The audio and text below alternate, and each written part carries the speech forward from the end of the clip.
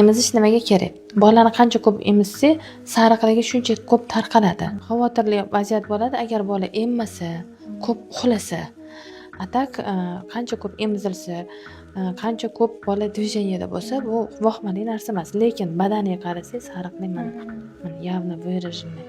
Tanani даже pastki qismlari, oyoqlarning tegini qarasangiz, mana bu yoqda ham bor. Tak, sariqlik ikki xil bo'ladi.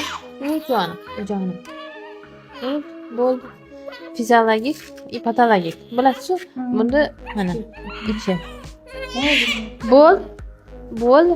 Bo'ldi. Dieta qilish kerak emas.